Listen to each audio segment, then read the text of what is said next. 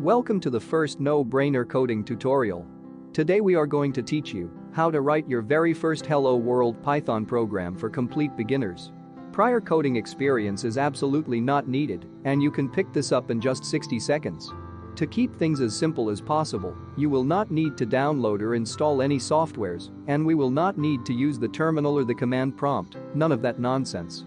Let's get right into it.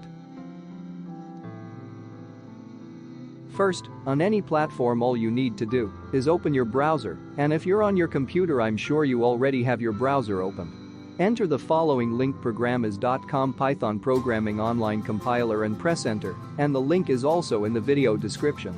If you prefer to use another online Python compiler, feel free to Google Online Python Editor and pick the one you like to use. Once you have your online Python editor ready, you can type in the following code into the code editor and click the Run button. This line of code is written exactly as print, open left parenthesis, double quote, hello world, double quote, and ends with a right parenthesis.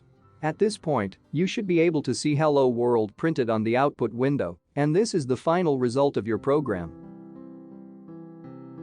That's it. You have learned how to write your very first Hello World computer program. Don't worry, I will still walk you through what the heck you just did, because I think it might be a bit confusing what just happened if you've never done any coding before. So what is the word print? The word print is a built-in function in Python that prints the specified message to the screen. So what the heck is a function, you may ask? We will have a different video that talks about function. We sometimes call it a method in other programming languages, for example, in Java. For now, you can treat function as a command that tells our computer to do something.